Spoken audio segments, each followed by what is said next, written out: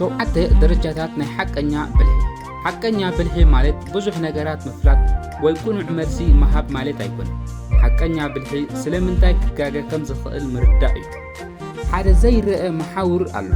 ንሱ ድማ ዓቕሚ ኣእምሮ ክሳብ ክንደይ ከም ዝዓቢ ዝውስን እዩ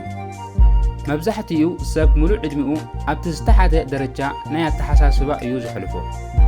ይደግሙ ይሽነኑ ይቃልዑ ግን ብሓቂ ኣይሓስቡን እዮም ትምህርቲ ማለት ሓበሬታ ምእካብ ጥራይ ዝመስሎም ብዙሓት እዮም እቲ ሓቀኛ ትምህርቲ ግን ኣተሓሳስባ ምቕያር እዩ ኣብዛ ቪድዮ ንተራ ተማሃራይ ናብ ዓቢ ፍልሰፋ ወይ ብሉጽ ሓሳቢ ዝቕይሩ 7 ደረጃታት ናይ ኣተሓሳስባ ቀዳማይ ደረጃ ምዝካር እዚ እቲ ቀዳማይ ደረጃ እዩ እዚ ደረጃ እዚ ኣዝዩ ዘታልል እዩ ብዙሓት ሰብ ምዝካር ማለት ምምሃር ይመስሎም ግን ሓደ ነገር ምሽናን ማለት ምርዳእ ማለት ኣይኮን ኣብዚ ደረጃ ኣእምሮና ልክዕ ከም መቕረፂ ድምፂ ዝሰማዕናዮ ቃላት የቃልሖ እምበር ትርጉም ኣይህቦን ስለዚ ድማ እቲ ፈተናና ዝሸምደድናዮ ድሕሪ ሓደ ሰሙን ጠፊእና ንረኽቦ ምኽንያቱ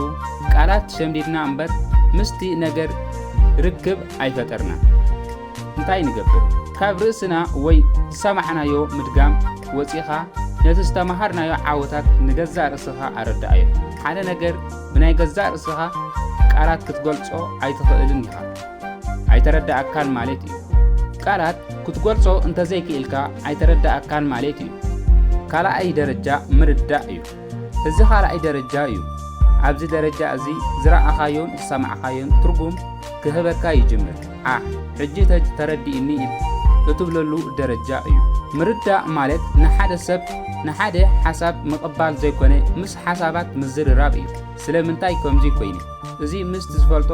ከመይ ይሓተኒ ኢልካ ምሕታት እዩ እንታይ ንገብር ነቲ ዝተማሃርካዮ ነገር ንሓደ ህፃን ወይ ዘይፈልጥ ሰብ ከተረድኦ ፈትን ንዝተባሃለካ ኩሉ ሕራይ ኢልካ ኣይትቀበል ሕቶ ሕተት ንነብስኻ መምህር ኩና ሳልሳይ ደረጃ ኣብ ግብሪ መውዓል ፍልጠት ኣብ ወረቐት ጥራይ ምስ ዝተርፍ ዋጋ የብሉ ሳልሳይ ደረጃ ነቲ ዝተማሃርካዮ ኣብ ግብሪ መውዓል እዩ ብዛዕባ ምሕምባስ 100 መጽሓፍቲ ከተንብብ ትኽእል ኢኻ ግን ኣብ ማይ ምስ ኣተኻ ጥራኢኻ ማይ እንታይ ምዃኑ ብትኽክል ትፈልጦ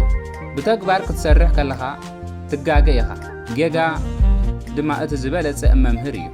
እንታይ ንገብር ከይሮ ምስ ተማሃርካ ብቐጥታ ናብ ተግባር ቀይሮ ንኣብነት ብዛዕባ ኣተኩሮ እንታ ኣንቢብካ ሽዑ ንሽዑ ሓደ ሰዓት ብዘይ ረበሻ ስራሕ ፈትን ተጋገ ተማሃር ራብዓይ ደረጃ ምትንታን እዚ ራብዓይ ደረጃ እዩ ኣብዚ ደረጃ ሓሳባትካ ካብ ተራ ምእካብ ናብ ስርዓት ይቕየር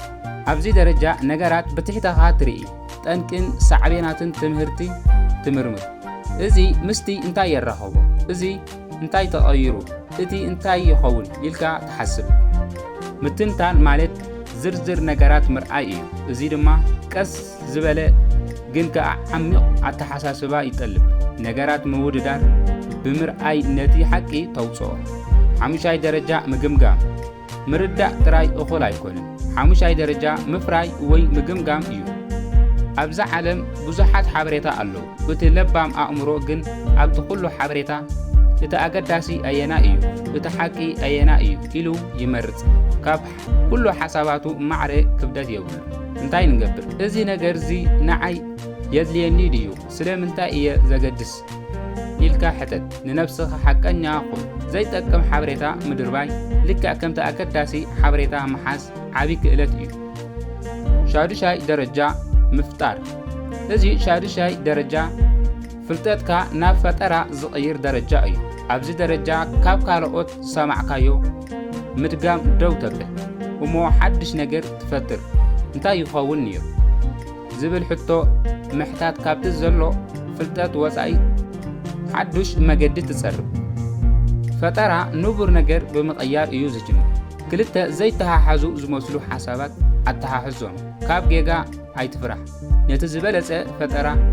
ዝመጽእ ኣእምሮ ካብ ጭንቀት ናጻ ኮይኑ ምስ ህፃን ብጉጉይ መንፈስ ክሓስብ ከሎ እዩ ሻውዓይ ደረጃ ምስትውዓል እዩ። እዚ እቲ ናይ መወዳእታ ዝለዓለ ደረጃ እዩ። ብዛዕባ ኣተሓሳስባኻ ምሕሳብ እዩ። ኣብዚ ደረጃ እዚ ኣእምሮኻ እንታይ ይገብር ከም ዘሎ ትዕዘብ። ከመይ ኢለ ተማሂረ፣ ስለምንታይ እዚ ነገር ቀሊልኒ፣ ስለምንታይ እቲ ነገር ከቢድኒ ኢልካ ንነፍስኻ ትምርምር። እዚ ደረጃ እዚ ካብቲ ትምህርቲ ወፃኢ ናይ ኣእምሮና እንትኾነሉ ደረጃ እዩ። ጃንዮስ ዝበሃል ሰብ ብተፈጥሮ ዝተወለደ ዘይኮነ በዞም ደረጃታት ሓሊፉ ንኣእምሮኡ ዝሃነፀ ሰብ እዩ። ሓቀኛ ብልሒ ናይ ሓደ ለይቲ ስራሕ ኣይኮነን፣ መስርሕ እዩ። ካብ ሎሚ ጀሚርካ ካብ ምሽናን ወፂኻ ናብ ምፍጣርን ምስትውዓልን ኪድ። እዚ ቪድዮ ክጠቕመካ ተስፋ ይገብር። ኣብ ዝለዓለ ደረጃ ክሓስብ ወሲነ ኣለኹ ኢልካ ኣብ ኮመንት ጻሓፍ። ዝያዳ ከምዚ ዝበለ ትምህርቲ ሳብስክራይብ ብምግባር ኣይትረስዑ። ይቐኒየላ።